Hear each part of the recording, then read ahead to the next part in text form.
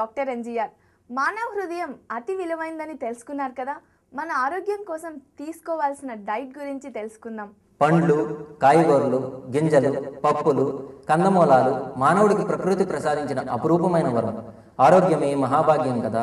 ముఖ్యంగా గుండెను భద్రపరచుకోవడానికి కొన్ని ఆహార నియమాలు పాటించడం తప్పనిసరి. ఫాస్ట్ ఫుడ్, చక్కెర శాతం అధికంగా ఉండే వాటిని తినడం, యాంటీ ఆక్సిడెంట్ లేని ఆహారాన్ని తీసుకొని పోవడం, ఒత్తిడి తగినంత వ్యాయామం లేకపోవడం వల్ల గుండె జబ్బులు వస్తాయి. వాల్నట్స్, ఎర్రని దానిమ్మ గింజలు, పాలకూరలు గుండెకు మంచి ఔషధంగా పనిచేస్తాయి. ఆలివ్ నూనె, ఉల్లిపాయలు, తృణధాన్యాలు, గుమ్మడి గింజలు, టమాటాలు, బీన్స్, క్యాలీఫ్లవర్ గుండె నాళాలను శుభ్రపరిచి రక్తాన్ని సజీవుగా సాగేట్ చేసి గుండెను భద్రపరుస్తుంది.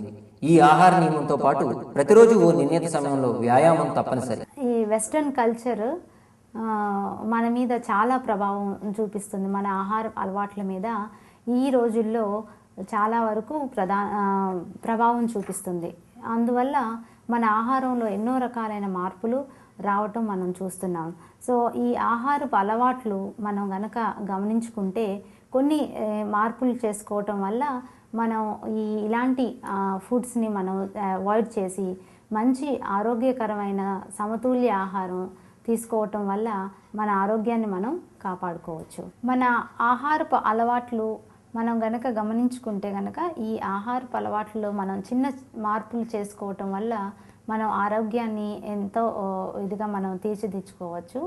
సో మొదటిగా ఏంటంటే మనం తినే ఆహారం ఎంతవరకు అది పరిశుభ్రంగా ఉందో, ఎంతవరకు అది స్వచ్ఛమైనదో అన్నది, అంటే ఆర్గానిక్ ఫుడ్స్ అంటారు కదా, ఏవైతే ఈ పెస్టిసైడ్స్ లేకుండా పండించిన ఆహారాన్ని మనం మన ఆహారంలో ఇంక్లూడ్ చేసుకోవటం. అది చాలా వరకు మనం తీసుకునే ఈ పండ్లు, కూరగాయలు, తర్వాత ఇవన్నీ మనం కొనేటప్పుడు ఒకసారి అవి ఈ ఆరోగ్యానికి ఈ హాని కలిగించే ఈ ఎరువులు, పెస్టిసైడ్స్ లేకుండా పండించిన ఆహారాన్ని మనం కనుక ఇంక్లూడ్ చేసుకోవటం, తర్వాత ప్రాసెస్డ్ ఫుడ్స్ని తగ్గించి చాలా వరకు మనం ఏంటంటే ఈ న్యాచురల్గా దొరికే ఆహారాన్ని మనం ఇంక్లూడ్ చేసుకోవటం, తర్వాత మనం టైంకి తినటం.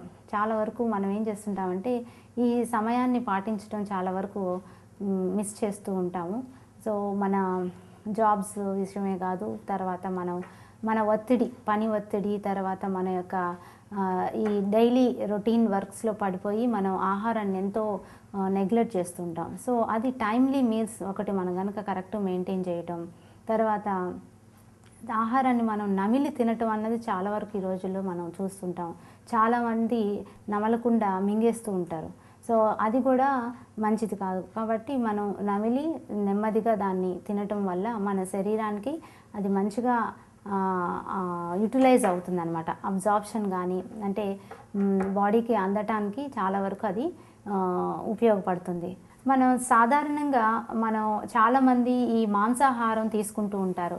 సో ఈ మాంసాహారం వల్ల కూడా మన శరీరానికి ఎలాంటి హాని జరుగుతుంది అన్నది మనం ఒకసారి గమనించుకోవాలి.